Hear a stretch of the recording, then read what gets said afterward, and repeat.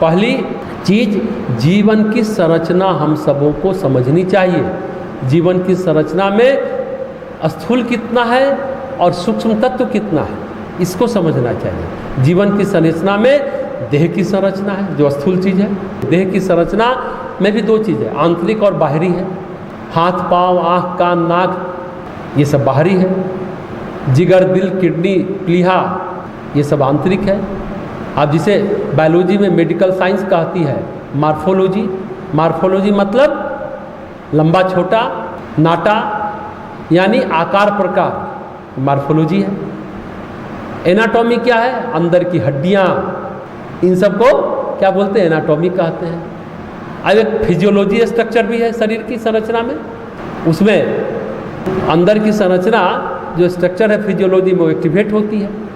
और फिर बायोकेमिस्ट्री है, मतलब उसके अंदर रस रसायन जितने हैं सक्रिय हैं उसमें अंतर है। पैथोलॉजी भी है, यानी रस रसायन में कितना असंतुलन है और कितना संतुलन है शरीर में। जितना असंतुलन हुआ शरीर में घात प्रतिघात जो हुआ उसे कितना असंतुलन बना, ये हुआ शरीर की संरचना बताए आंतरिक और बाहरी। मार्फोलॉजी, एनाटॉमी, फिजियोलॉजी, बायोकेमिस्ट्री ये हुआ। उसके बाद आता है शरीर के बाद प्राण। प्राण की संरचना, प्राण जो है वह शारीरिक रूप से कह सकते हैं सूक्ष्म भाग है, जिसे रस रसायन बायोकेमिस्ट्री कहते हैं। फिर पंचवायु पंच प्राण जो कहते हैं, जो धातुएं होती हैं उसमें जो जीवन शक्ति का संचार करता है उसको प्राण कहते हैं। इस प्राण को ही जीवनी शक्ति कहते हैं, जो एक कोरोना संकट में जिसकी जीवनी शक्ति यानी प्राण ऊर्जा है। प्राण का त्राण करती है गायत्री से, गायत्री करिए तो जीवनी शक्ति बढ़ेगी, प्राण ऊर्जा बढ़ेगी तो आप कोरोना वायरस से लड़ सकते हैं, आप संघर्ष कर सकते हैं। प्राण ऊर्जा की कमी है इसलिए हम बीमार पड़ते हैं और मर जाते हैं।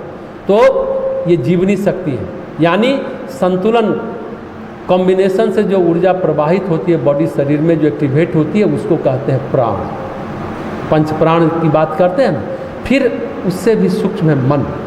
एक मन हम लेकर आते हैं जन्म से पहले, एक हम जन्म के बाद विनिर्मित करते हैं। एक जो लेकर आते हैं उसे अचेतन मन कहते हैं, जिसमें हमारी रुचियाँ, हमारी प्रवृत्ति, हमारा भाग्य, भोग, कर्म, संस्कार होता है, जिसे हम चित्त भी कहते हैं, जो चेतन मन है। जो उसके बाद जो चेतन मन है ये तो अचेतन मन हुआ जिसको चित्त कहे, और जो चेतन मन है उसके अंदर परिवार समाज से जो इंटरेक्शन होता है जिसका निर्माण जन्म के बाद हम करते वो है।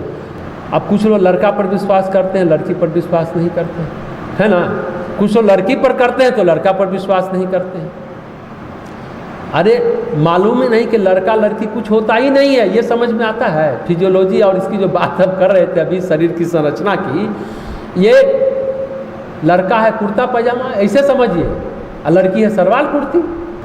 जो जीवात्मा जिस शरीर को पहन ले वही हो गया लड़का लड़की। अगर बेस बदल ले तो लड़का लड़की हो जाएगा, लड़की लड़का हो जाएगा। आत्मा में लड़का लड़की नहीं होता। वही आत्मा लड़की है तो कभी लड़का बन जाएगा, कभी लड़का है तो लड़की बन जाएगा। कभी कभी क्या होता है, पूर्व जन्म का होता है तो पुरुष शरीर धारण किए हुए लेकिन लड़कियों जैसा व्यवहार करता है। कुछ महिलाएं भी पुरुषोचित गुण होता है तो पुरुष जैसा व्यवहार करती है, उनमें वो भाव नहीं होता, कठोरता आ जाती है, ईगो आ जाता है। तो चित्त का, मन का जो संस्कार होता है, कर्म राशि होता है, वही हमारे ग्रह गोचरों की स्थिति भी निर्मित करता है।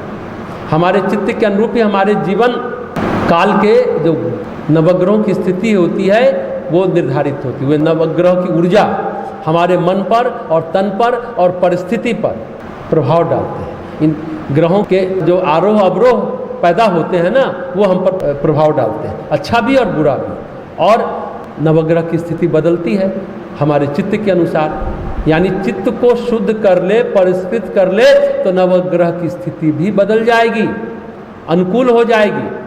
आप शरीर का त्याग करके अगली यात्रा में प्रवेश कर जाएंगे, पर इसी शरीर के रहते आप अगली यात्रा में भी प्रवेश कर सकते हैं अगर चित्त शुद्ध हो जाए, ईश्वर उन्मुखी बने रहें, ईश्वर पर ध्यान रखें, देव शक्तियों तक ही अपने चिंतन को, अपने भक्ति को, अपने भाव की दिशा धारा न रखें, उसके पार भी जाए तो आप आगे बढ़ सकते, इस शरीर के रहते भी अगली यात्रा में प्रवेश कर सकते हैं।